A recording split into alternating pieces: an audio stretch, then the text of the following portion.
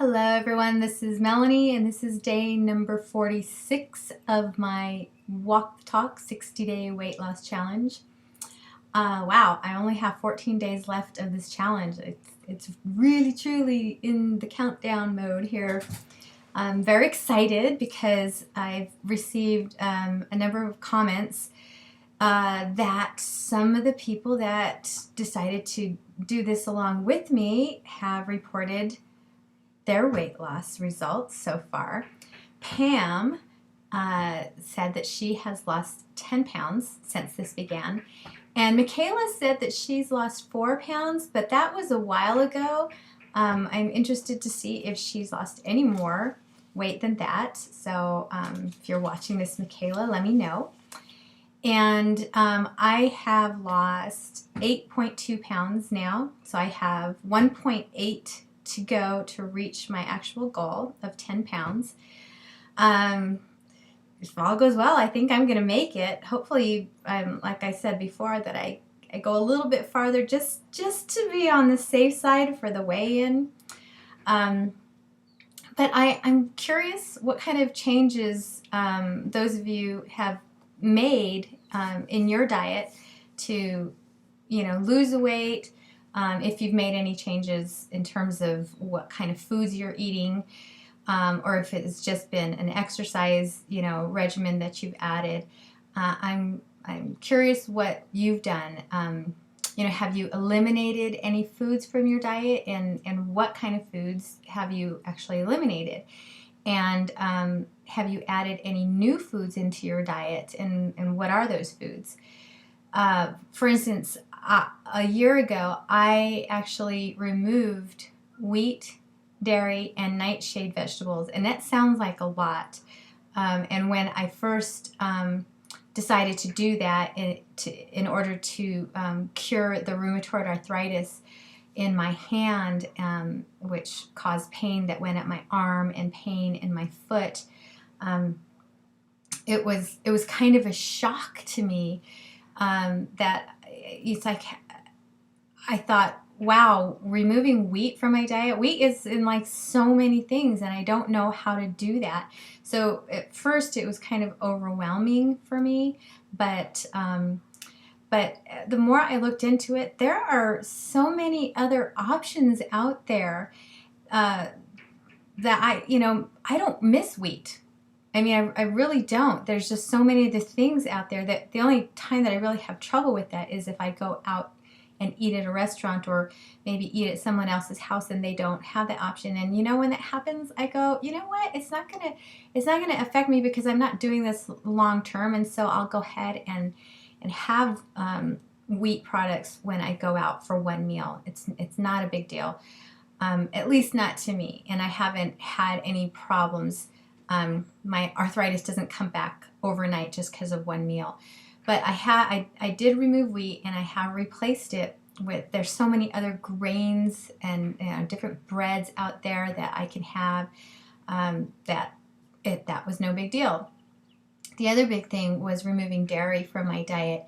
And so again, it wasn't that big of a deal because I had already started to remove dairy.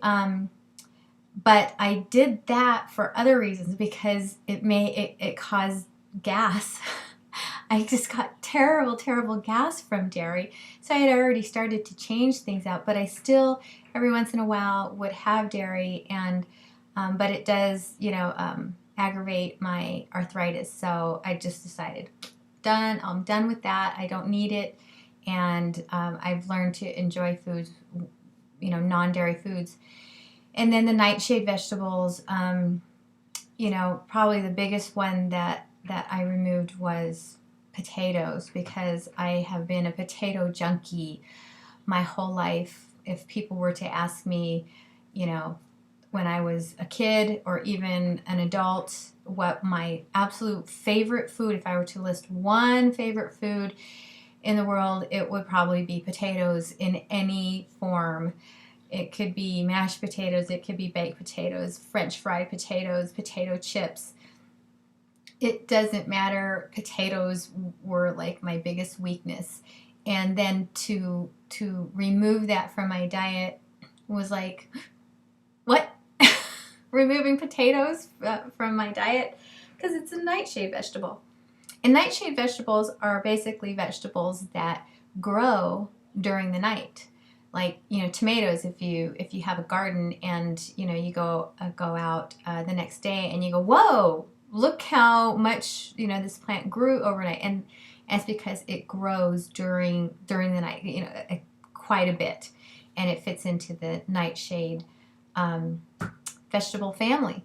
And so I have removed those, and probably one of the other biggest one in the nightshade vegetable family that I had issues with was tomatoes, because tomatoes are in so many wonderful foods. But, you know, again, if I go out to a restaurant, will I have some salsa that has tomatoes, you know, in it? Yeah, I'll indulge for a night, but for the most part, if I'm cooking at home, which I cook at home now about 90% of the time, I don't have tomatoes. I don't have tomato sauce, sliced tomatoes in my sandwiches. I just don't have them, period. And because of that, I can actually close my hand. Don't have inflamed joints. No joint pain. It's wonderful, and to have that pain-free is worth it to me, to not have those foods in my diet. So you know, what kind of foods have you removed from your diets, and what kind of foods have you added into your diet? That's my big question for the day. Tonight, I'm going to be watching a video on food, and tomorrow I'll probably talk a little bit about that. All right. Oh, you know, I have been trying to rent Food Inc. for the last 3 weeks, and I can't seem to rent it. Every time it comes back in, it's out, in, out, in, out. How many of you have seen Food Inc.? Well, don't tell me about it, though. Do not tell me about it, but tell me how it affected you, because a lot of the people that I've talked to who've seen it, their comments are always, I never want to eat, you know, certain foods ever again in my life, or and I want to know if it had a really big impact on you and your feelings on food after watching it. All right, that's my blog for the day. I'm gonna be alone for the weekend. Well, actually, just for the night. My husband's going away for a men's retreat, and so I decided to take advantage of that and rent a chick flick.